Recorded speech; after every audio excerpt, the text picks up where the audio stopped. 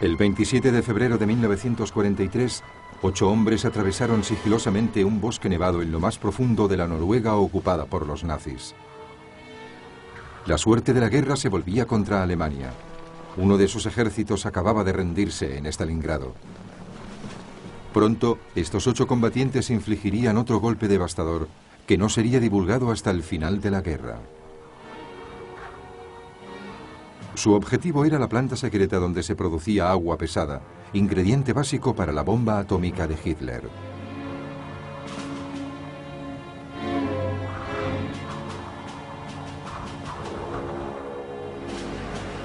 Esquivando a los guardias alemanes, los atacantes entraron en el complejo y colocaron cargas explosivas en la sala en la que se elaboraba el agua pesada.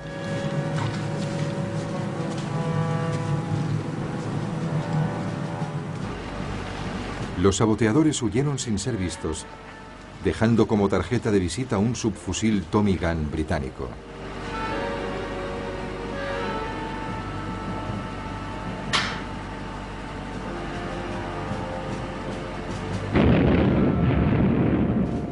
Las esperanzas de los nazis de fabricar una bomba atómica se redujeron drásticamente. Los hombres que llevaron a cabo esa arriesgada misión eran agentes noruegos del Ejecutivo de Operaciones Especiales, o SOE. Su ataque junto a una operación de seguimiento para destruir las reservas restantes de agua pesada fueron su mayor éxito durante la guerra. El SOE desplegaba a sus agentes en los países ocupados por las fuerzas alemanas, italianas y japonesas. Su misión principal era apoyar a los movimientos de resistencia locales y hacer todo lo posible por obstaculizar las acciones bélicas del eje. Aunque trabajaban en secreto, los miembros del SOE y los movimientos de resistencia pueden contarse entre los más audaces gladiadores de la Segunda Guerra Mundial. A finales de junio de 1940, la práctica totalidad del continente europeo, salvo los Balcanes en el sudeste, estaba bajo el dominio del eje. Gran Bretaña y su imperio se enfrentaban a este en solitario, y aunque Gran Bretaña estaba amenazada por la invasión alemana, su primer ministro, Winston Churchill, estaba decidido a contraatacar. Para ello formó los comandos que atacarían la costa de la Europa ocupada.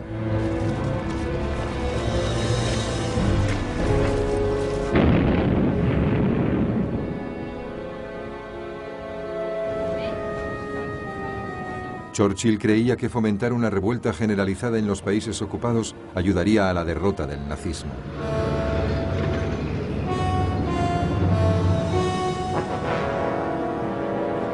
Pero se necesitaba una organización para coordinarlo todo.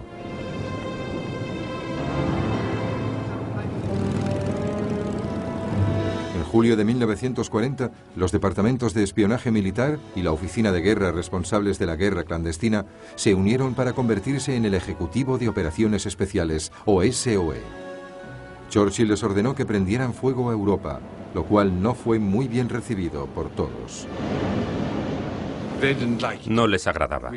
Nos habían ordenado que le prendiéramos fuego a Europa y evidentemente lo que ellos deseaban era paz y tranquilidad total en las zonas en las que sus agentes recababan información.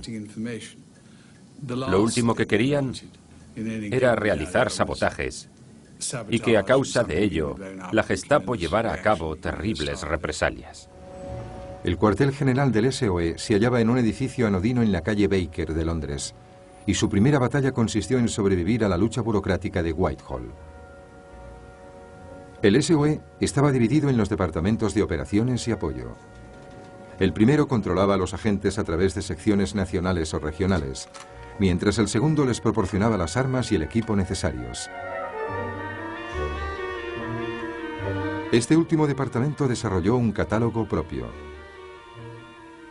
Además de armas y explosivos, disponía de artículos como cigarrillos explosivos o polvos pica pica para la ropa interior de los alemanes, e incluso ratas bomba. También era el responsable de falsificar los carnés de identidad, los pases, las cartillas de racionamiento y otros documentos imprescindibles para sobrevivir en la Europa ocupada.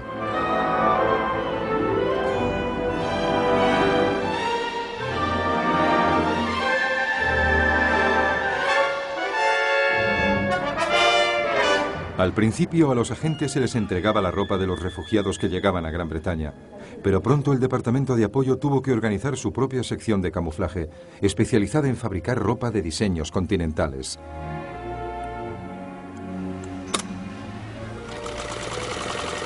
Cada detalle, como la alineación del ojal del botón del cuello, tenía que ser perfecto. No podía olvidarse nada que pudiera traicionar el origen de un agente. A cada prenda de ropa debíamos quitarle todas las marcas inglesas, incluso las cremalleras de las braguetas, porque solían ser más ligeras.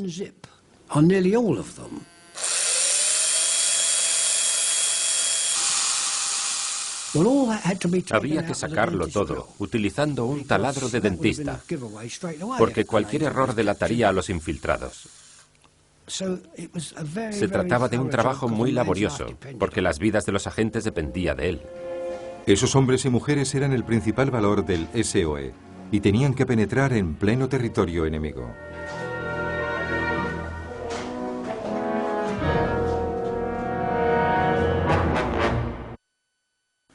Se les exigía evidentemente que hablaran fluidamente la lengua del país en el que iban a actuar y que tuvieran buen conocimiento de sus costumbres. Pero aparte de eso, el proceso de selección era sorprendentemente relajado e informal, como explica el coronel Maurice Buckmaster, que dirigía la sección F que cubría Francia. Evidentemente, les sometíamos a un exhaustivo examen a propósito de sus vidas. ¿Qué habían hecho y por qué lo habían hecho? Después teníamos que juzgarlos y decidir. Creo que este chico podría hacerlo, o no creo que este chico pueda lograrlo. A la hora de decidir, los reclutadores buscaban un coraje especial, como describiría Vera Atkins, que trabajó para la sección F. Los agentes que sobrevivían eran los que daban menos importancia a su papel. Lo que era verdaderamente audaz en ellos era que iban tras las líneas enemigas con ropa de civiles, sin ningún refuerzo y totalmente solos. Ahí demostraban su coraje. Nunca pensé que yo fuera especialmente valiente, pero cuando lo recuerdo, me sorprenden las cosas que llegué a hacer. No me habría sentido bien conmigo misma si no lo hubiera hecho. Era la única manera de liberar al país. Éramos todos muy jóvenes. Teníamos entre 20 y 30 años y estábamos llenos de entusiasmo. Eso nos permitía seguir. Teníamos ideales. Tras la selección, los agentes recibían entrenamiento en una serie de centros secretos, normalmente casas de campo requisadas. Pasaban por un extenuante circuito de entrenamiento físico y combate cuerpo a cuerpo. Tenían que aprender a utilizar diferentes armas y convertirse en expertos en la manipulación de explosivos.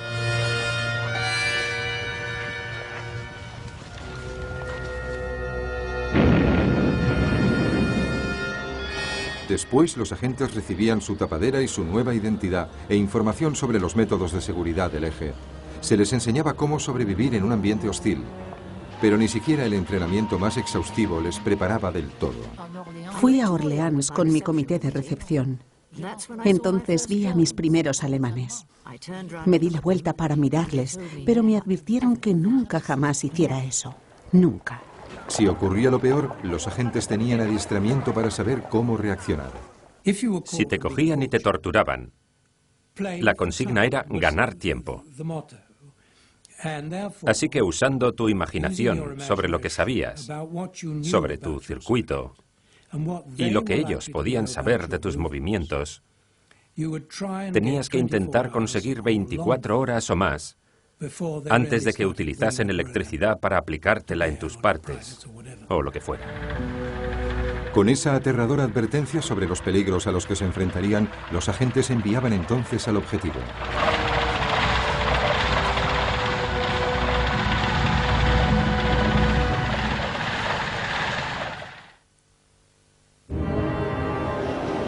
Los agentes estaban entrenados para llegar en paracaídas a los territorios ocupados por los nazis. o podían aterrizar en pistas aéreas secretas mediante un avión de los escuadrones de misiones especiales de la RAF.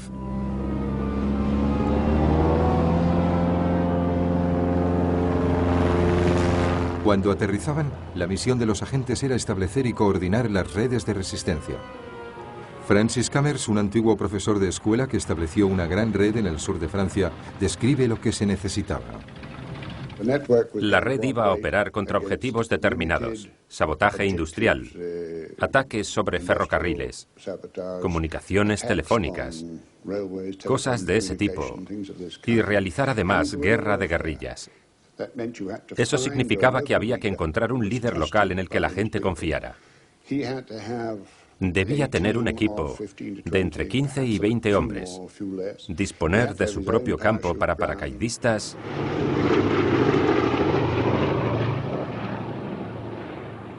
y encontrar la manera de esconder las armas y el equipo que recibía y de distribuirlo a nivel local. En la medida de lo posible, se le mantenía apartado, sobre todo desde el punto de vista operacional, de otras células. El contacto entre células lo realizaba yo mismo o alguna persona de mi plena confianza. El organizador del circuito solía contar con el apoyo de un operador de radio y un mensajero. Se solía escoger a mujeres como mensajeras porque era menos probable que levantaran sospechas. Un elemento clave de las operaciones del SOE era el uso del servicio de la BBC en el extranjero. Sus emisiones a todos los países bajo el control del eje permitían enviar mensajes en código a la resistencia. Le chercheur d'or ira à la foire.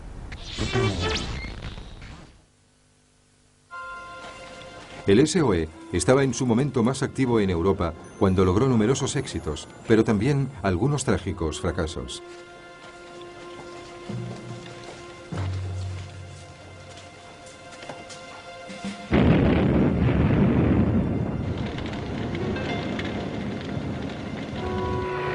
Debido a su distancia de Gran Bretaña, era difícil de ayudar a la Europa del Este. El gobierno libre de Polonia estaba ansioso por hacer todo lo que estuviera en sus manos para fomentar la resistencia contra los alemanes. El Ejército Nacional Polaco, que era como se denominaba la resistencia, aceptó a agentes del SOE para ayudarles y consiguieron algunos logros, pero cuando se sublevó contra sus opresores alemanes en Varsovia, en agosto de 1944, fue aplastado tras una dura batalla de 6 semanas. La sección polaca del SOE consiguió organizar algunos lanzamientos de suministros, pero se vio muy limitada por la escasa disposición de Moscú de que se lanzasen desde territorio soviético. En cambio, en Checoslovaquia el SOE consiguió un éxito significativo. En septiembre de 1941, el implacable Reinhard Heydrich se convirtió en el gobernador de Bohemia, como los alemanes llamaban a esa parte del país. Su crueldad convenció al gobierno checo en el exilio de que debía ser asesinado a toda costa. La primavera siguiente, 2 agentes del SOE llegaron a Checoslovaquia. La mañana del 27 de mayo de 1942 tendieron una emboscada a Heydrich de camino a su despacho. Cuando la subametralladora se encasquilló, los agentes consiguieron herirle con una granada.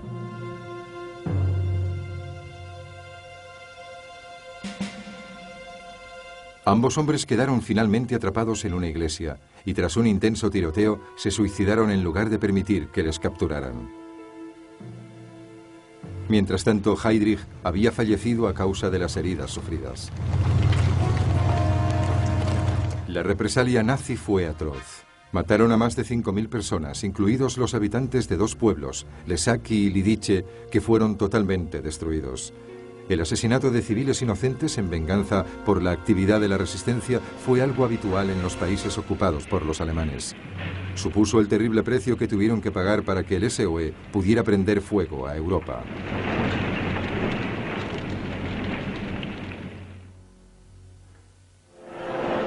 En los lugares del continente más cercanos a Gran Bretaña, el SOE podía ser más activo.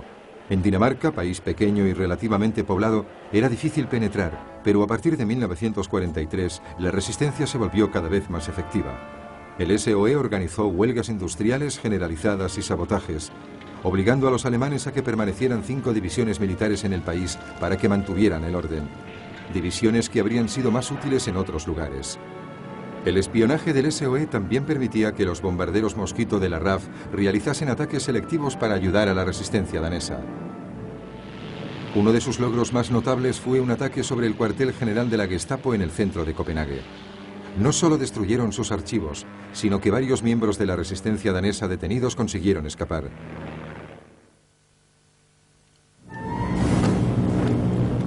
El golpe más decisivo del SOE en Noruega también se organizó desde el aire. La planta Norsk Hydro en Telemark producía óxido de deuterio, también conocido como agua pesada, elemento vital para el programa atómico de la Alemania nazi. Tras un intento de sabotaje fallido en dicha planta, un grupo de agentes del SOE se lanzó en paracaídas sobre Noruega. La noche del 27 de febrero de 1943 penetraron en la planta sin ser percibidos por los guardias alemanes. Consiguieron llegar a la sala del condensador y allí colocaron sus cargas.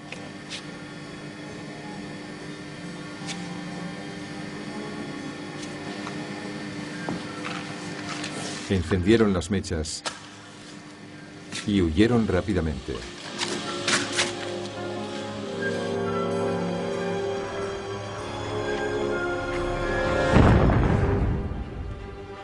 La producción de agua pesada tuvo que detenerse durante 2 meses.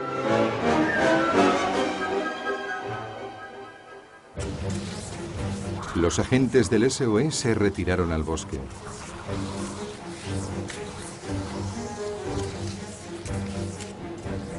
Y aunque fueron perseguidos por tropas alemanas con esquíes, consiguieron escapar. 2 de los agentes se quedaron en Noruega para vigilar la actividad alemana. En noviembre, tras un ataque aéreo estadounidense sobre la planta, los alemanes decidieron cesar la producción de agua pesada y trasladar sus reservas a Alemania. Durante la primera fase del viaje debían transportar el agua pesada por tren hasta un lago cercano. Y para cruzarlo, los vagones se cargaron en un ferry.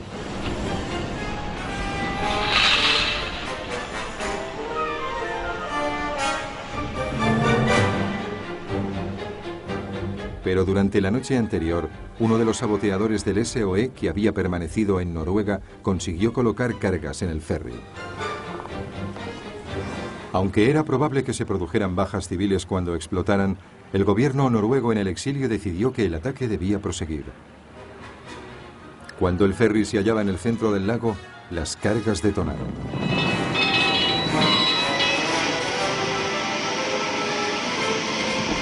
Los vagones de tren que contenían el agua pesada se hundieron en el lago y eso significó el fin de las esperanzas de Hitler para la fabricación de la bomba atómica. Los ataques de Telemark supusieron sin duda los éxitos más importantes del SOE durante la guerra. En contraste, sus actividades en Holanda le llevaron a su mayor fracaso.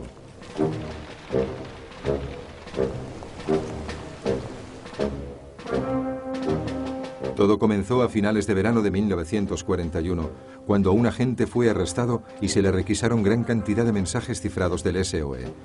Los alemanes consiguieron empezar a descifrar los códigos del SOE. Después, un agente doble ayudó a los alemanes a infiltrarse en la red de La Haya.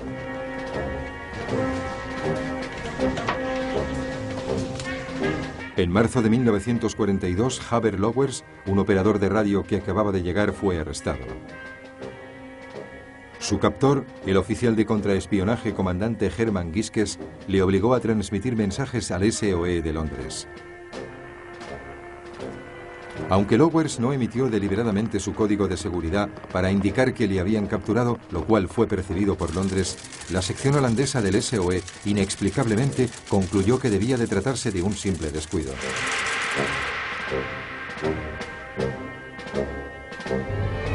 Continuaron enviando agentes y anunciando dónde tomarían tierra. Por lo que la Gestapo les estaba aguardando. Giskes no podía creer la suerte que tenía. El Englandspiel, o Juego de Inglaterra, como se denominaba la operación, duró hasta 20 meses. Atraparon a 61 agentes, la mayor parte de los cuales fueron ejecutados. No fue hasta noviembre de 1943 cuando Londres finalmente supo lo que había ocurrido. Y fue solo después de que dos agentes detenidos, John Ubing y Peter Duerlein, lograron escapar y llegar hasta Suiza, país que era neutral. Allí se dirigieron a la embajada británica y explicaron la terrible historia. Aunque el SOE envió más agentes a Holanda, sus relaciones con la resistencia holandesa quedaron muy dañadas. Nunca se ha dado ninguna explicación convincente para ese lamentable error de seguridad.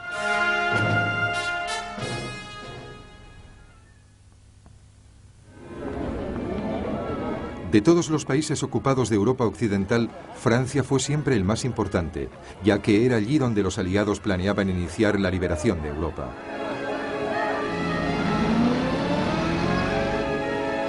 Unas defensas alemanas cada vez más fuertes hacían que se tratase de una misión sumamente arriesgada, y ahí la resistencia francesa jugaría un papel fundamental.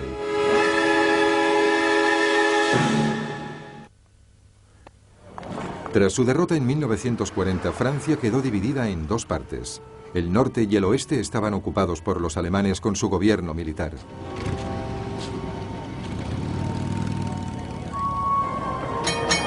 El resto del país tenía un cierto grado de autonomía bajo el régimen de Vichy del mariscal Philippe Pétain. Para el SOE era más fácil operar allí. Aún así, los agentes dobles y la odiada fuerza policial de Vichy, la milicia, constituían una amenaza muy real. Los miembros de la milicia no sentían ningún remordimiento al arrestar a compatriotas sospechosos de actividades de la resistencia.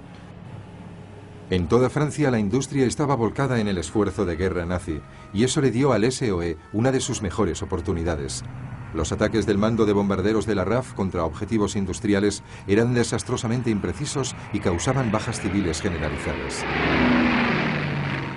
El SOE sugirió entonces una campaña coordinada de sabotaje contra objetivos específicos. Un caso concreto fue la gran fábrica de armas Le Creusot en el este de Francia, cerca de la frontera suiza. En verano de 1943, dos agentes, Raymond Basset y André Jarrot, que habían sido reclutados en la zona, volvieron a ella en paracaídas. Jarrot explicaría más tarde su objetivo. Deseaba atacar fábricas, pero no destruirlas ni matar a sus trabajadores. Quería acabar con sus medios de producción, es decir, los transformadores eléctricos, las turbinas y los motores. Los reparaban y yo los volvía a destruir. Estaba orgulloso de cumplir con mi deber. El SOE había logrado identificar las principales líneas eléctricas y transformadores que proporcionaban energía, lo que se apodaba la Krups de Francia. Estos serían los objetivos seleccionados.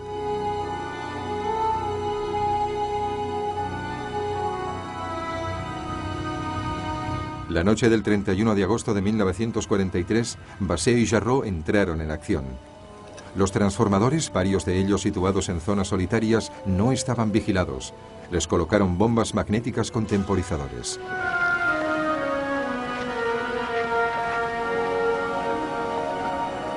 Los transformadores quedaron destrozados y Le Creusot dejó de producir durante semanas.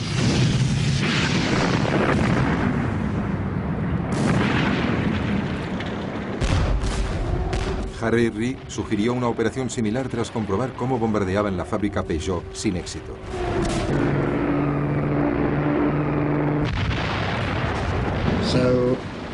Fui hasta Peugeot. Me puse en contacto con Rudolf Peugeot y le dije, ¿no sería mucho mejor que realizáramos el sabotaje en tierra de forma que la RAF no volviera? Y él me contestó que sí, que me podría presentar a alguien, que a su vez me pondría en contacto con otra persona para introducirme en la fábrica y estudiar las posibilidades de sabotaje. Tras eso no volví a entrar. Se organizó un pequeño equipo, quizás de media docena de personas, y yo les proporcioné los explosivos. Eran principalmente bombas magnéticas que se podían colocar en una máquina con un temporizador, para que estallaran al cabo de media hora, una hora o dos. Se podían llevar a cabo acciones similares para detener el sistema de transporte.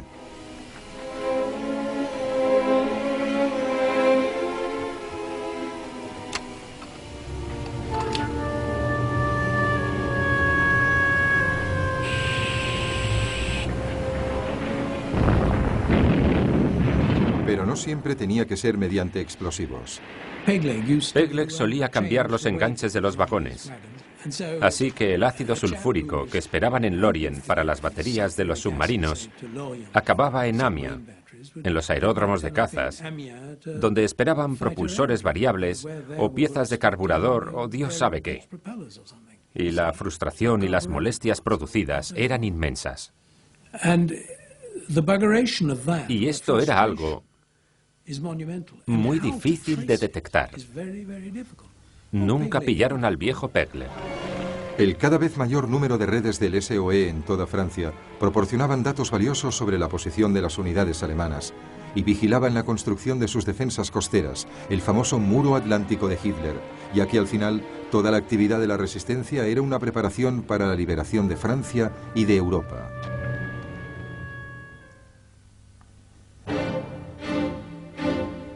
Un ejemplo típico de los agentes del SOE que operaban en Francia era Odette Sansom, una francesa casada con un inglés. Aunque tenía 3 hijas pequeñas, Odette, motivada por la derrota de su país, se presentó voluntaria para el SOE. La llevaron en barco desde Gibraltar a la Riviera francesa, que estaba bajo el control de Vichy, y desembarcó allí a finales de octubre de 1942.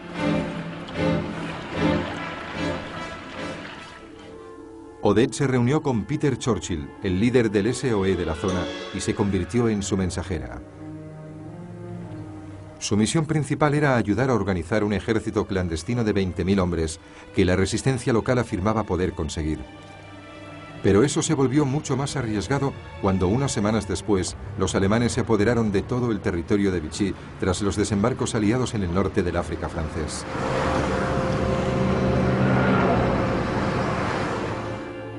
Hugo Bleicher, un oficial de contraespionaje alemán, consiguió infiltrarse en la red local de la resistencia.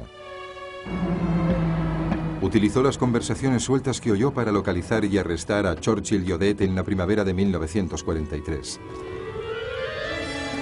Los 2 agentes del SOE fueron conducidos a París, donde Odette sobrevivió a meses de insoportables torturas a manos de la Gestapo sin revelar ningún dato de importancia.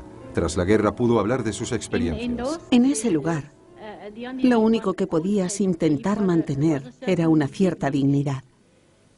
No había nada más. Solo podías salvaguardar algo de tu dignidad y demostrar que mantenías el ánimo. Supongo que eso me hizo seguir adelante. Cuando todo se te hace insoportable, te inspirabas en muchas cosas, gente, situaciones que recordabas, que habías oído mucho tiempo atrás, o quizás simplemente un poema o una canción.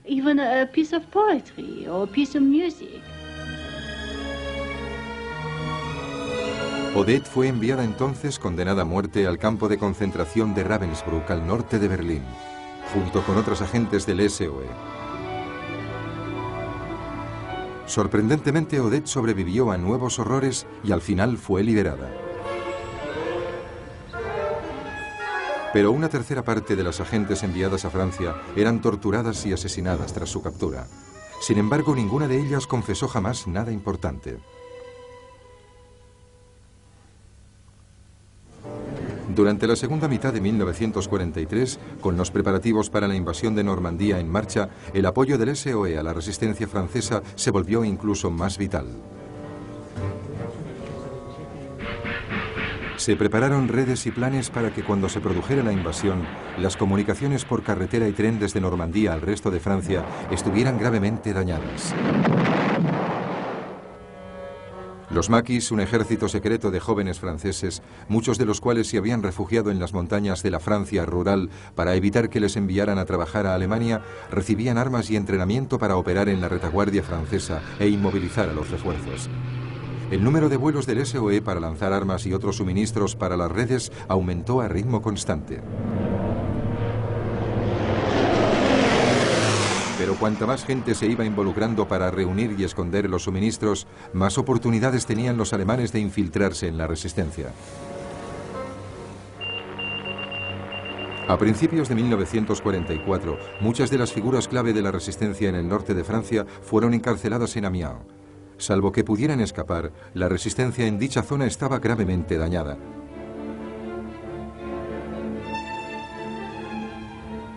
El SOE suministró a la RAF la información sobre el ala de la cárcel en la que se alojaban los prisioneros.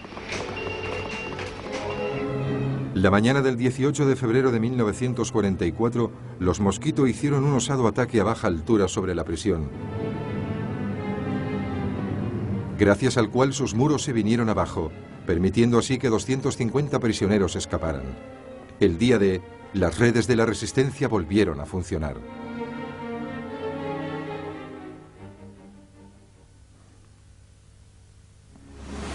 Durante la noche del 5 de junio, mientras la fuerza de invasión aliada se aproximaba a la costa de Normandía, las redes de la resistencia creada por el SOE fueron llamadas a tomar las armas. En la BBC se oyeron los mensajes tan esperados. Estaba en el piso de arriba y no me molesté en bajar por la escalera. Salté para comunicárselo a todos, porque se trataba del momento culminante de nuestra misión. Todos se prepararon, sacaron el material de los escondites, limpiaron las armas, colocaron la munición y entonces estuvimos listos para actuar al día siguiente porque el mensaje llegó muy rápidamente.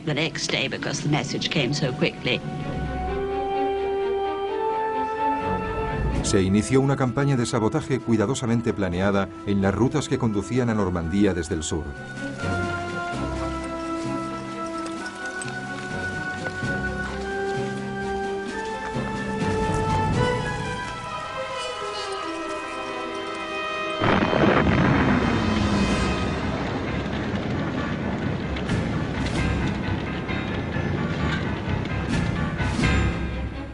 Estas imágenes, tomadas en secreto por la resistencia, muestran un tren de tropas alemanas que descarrila en Champigny, cerca de París, y bloquea un tren de municiones en una vía muerta.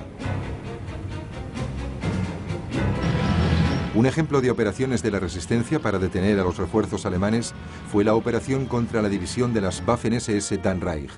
Empezó con la identificación de los vagones en los que debían transportarse los Panzers desde el sur de Francia. Los vagones eran vitales, porque había 3 o 4 en una pequeña estación situados en una vía muerta, y 3 o 4 en otra. Se dirigían a distintos lugares. Apenas se quedaban más de 1 o 2 días en la estación de clasificación de Mont-Leblanc. Para ocuparse de este asunto, a la red de Tony Brooks se le ocurrió un método de ataque novedoso y efectivo. El viejo Michel utilizó viejos aparatos de engrasar ruedas de tren, aplastados y con una hendidura al final. Mezclábamos grasa recuperada con óxido de aluminio en el garaje en grandes cantidades. Le dimos otros aparatos a mucha gente, gente joven, incluida una de sus hijas, para que salieran y boicotearan las ruedas de tren. Los aparatos resultaron muy efectivos. Las ruedas de los vagones se atascaron y el Das Reich tuvo que desplazarse a Normandía por carretera. Otras secciones de la resistencia entraron en acción. Los maquis de Courras y Cross lograron retrasarlos. Después tuvo lugar la masacre de Oradour-sur-Glane, y más tarde se demoraron al norte de Limoges y también cuando llegaron al Loira. Habían planeado llegar a Normandía, a Caen, en 4 días y tardaron 16. El SOE coordinó operaciones similares para coincidir con los desembarcos aliados en el sur de Francia en agosto de 1944.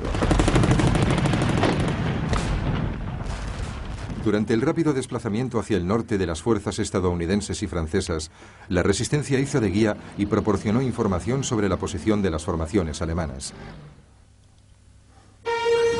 El SOE también intervino en otros lugares del Mediterráneo.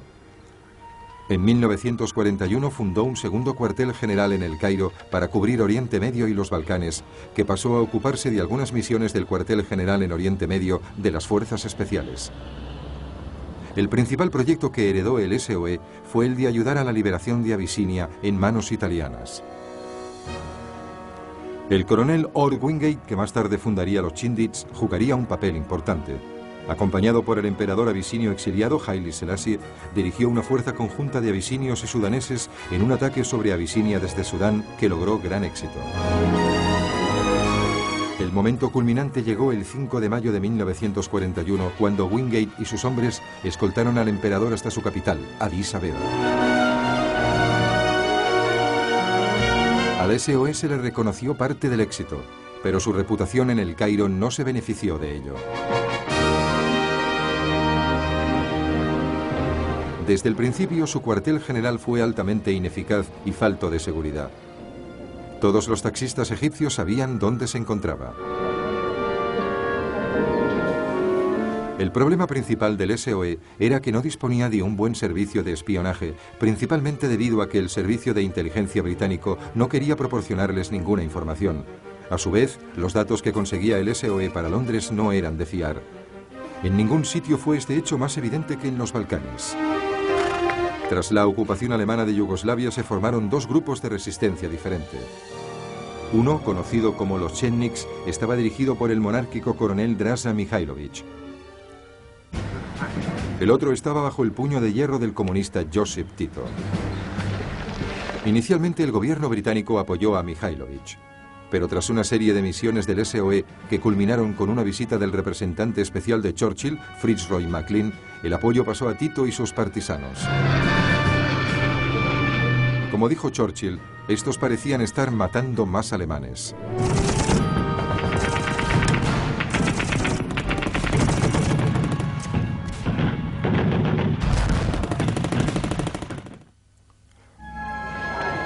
En Grecia también la resistencia estaba fracturada, con el movimiento Hellas, apoyado por los comunistas, enfrentado al movimiento antimonárquico pero democrático EDES. El SOE en el Cairo desconocía todo eso, como quedó claro durante la organización de una de sus operaciones de mayor éxito en Grecia. En septiembre de 1942, el SOE recibió la misión de cortar la línea ferroviaria que cruzaba Grecia hasta el puerto de El Pireo para apoyar la ofensiva planeada por el Octavo Ejército en el Alamein. Esta línea constituía una de las rutas de suministro más importante de los Afrika Korps de Erwin Rommel. El SOE escogió a Eddie Myers, un oficial ingeniero con escasa experiencia en operaciones clandestinas, para dirigir al equipo. Su segundo al mando era Chris Woodhouse, que ya había operado en Grecia. El equipo recibió una rápida formación en paracaidismo y tras un intento abortado, sus miembros se lanzaron en paracaídas sobre Grecia en la madrugada del 1 de octubre. Su objetivo era uno de los 3 puentes de tren, Papadia, Asopos o Gorgopótamos, pero tenían escasos datos sobre ellos. A Myers y sus hombres les acosaron los problemas nada más tomar tierra. Primero debían reunirse con un líder del EDES llamado Napoleón Servas, pero este no se encontraba allí para recibirles. Les habían lanzado en el lugar equivocado. Después, uno de los 3 equipos de 4 hombres de Myers no logró localizar la zona de lanzamiento y regresó a Egipto. Myers envió a Woodhouse a encontrar a Servas, dándole 14 días para hacerlo, pero eso significaba cruzar un territorio controlado por el Hellas. Debido a la naturaleza del terreno, la misión de Woodhouse parecía casi imposible. Woodhouse describiría más tarde las confusiones a las que se tuvo que enfrentar por no disponer de la información adecuada. No pude localizar a Servas en la zona que se mencionaba en mis órdenes. Y peor aún, ni el SOE ni nadie me habló de las complejas relaciones políticas ni de las rivalidades entre las guerrillas griegas. Ni siquiera conocía sus nombres, que más tarde nos resultarían tan familiares. Aún así consiguió reunirse con Servas y llevó tanto a sus hombres como al grupo rival del Hellas al campamento base. El equipo del SOE que faltaba, que se lanzó 3 días después, también fue localizado.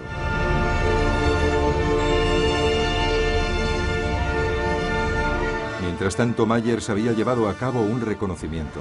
Decidió que el equipo atacaría el accidentado puente de Gorgopótamos.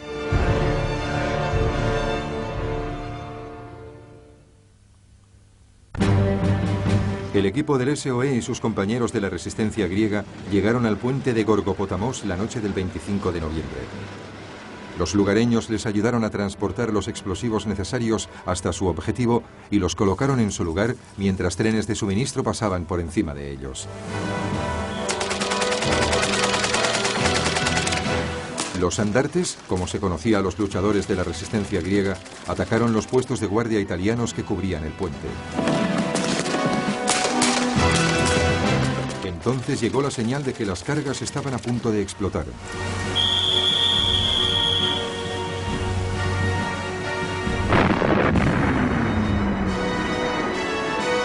La destrucción del puente de Gorgopotamos supuso un triunfo del SOE, porque además consiguieron que cooperaran entre sí las facciones rivales de la resistencia. Desgraciadamente para entonces Rommel ya se había visto obligado a retirarse de El Alamein. Otro problema fue que el submarino que debía llevar a Myers y sus hombres de vuelta a Egipto no apareció. Les ordenaron entonces que permanecieran en Grecia para adiestrar a los andartes. Mientras tanto, las represalias del Eje contra la población local evitaron que los andartes lanzasen nuevas acciones contra los alemanes y los italianos. Pese a eso, en junio de 1943, los agentes del SOE atacaron otro de los puentes de tren. Esta vez fue el de Asopos, construido en una pronunciada garganta, lo que lo convertía en un objetivo más difícil que el puente de Gorgopotamos. Por suerte se habían colocado unos andamios para realizar reparaciones, y eso permitió que los agentes colocasen sus cargas. Nuevamente el objetivo del SOE fue destruido. Pero tras ese segundo éxito, los andartes empezaron a enfrentarse entre sí. Eso degeneró finalmente en una guerra civil a finales de 1944, después de que Grecia fuera liberada. Por otro lado, el SOE también actuó en el lejano oriente, desde una base en Australia, después de que las fuerzas japonesas se apoderasen de las posesiones británicas, holandesas y estadounidenses en aquella zona. Los problemas a los que se enfrentó allí eran muy diferentes a los europeos. La a menudo inaccesible jungla que cubría gran parte de la región hacía que fuese difícil controlar a los agentes. Mientras que en las ciudades y los pueblos, un agente occidental se hacía notar en demasía. Una de las operaciones exitosas contra el puerto de Singapur estuvo dirigida por el capitán Ivan Lyon. Su grupo de saboteadores partió hacia Australia en la operación Jaywick, en un barco de pesca japonés capturado en agosto de 1943. Tras un épico viaje de 3 semanas a través de más de 3.000 kilómetros de aguas controladas por los japoneses, consiguieron llegar a una isla cerca de Singapur sin ser descubiertos.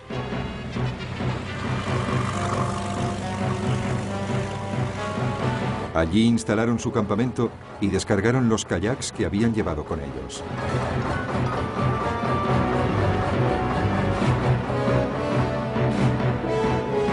La noche del 26 de septiembre de 1943, 3 kayaks cruzaron el canal hasta el puerto.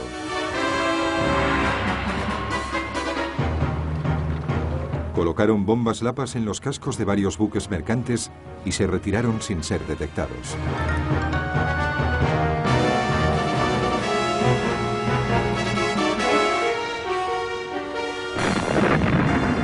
Se hundieron 50.000 toneladas de barcos enemigos, pero el segundo intento, un año después, fue un desastre, y Lyon y todo su equipo resultaron muertos o capturados por los japoneses y más tarde ejecutados.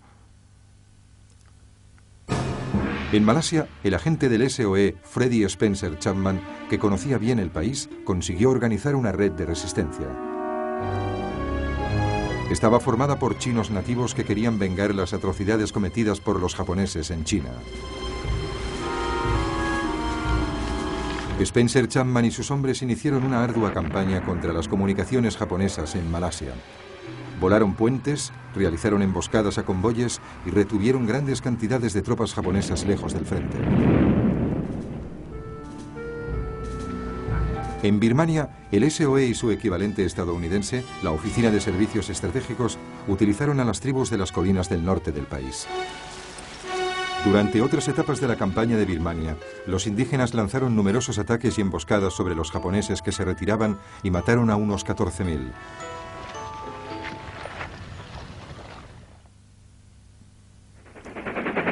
Durante la Segunda Guerra Mundial, el SOE trabajó en el mundo entero.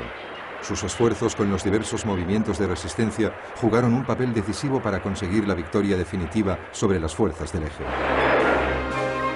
Pero numerosos agentes del SOE perdieron la vida. De los más de 400 enviados a Francia, una cuarta parte no regresó. Otros sufrieron graves torturas. Su contribución fue premiada con numerosos reconocimientos al valor. Entre ellos una Cruz Jorge, la condecoración civil más valiosa de Inglaterra, otorgada a Odette Sansom por su ejemplar conducta en cautividad en condiciones extremas.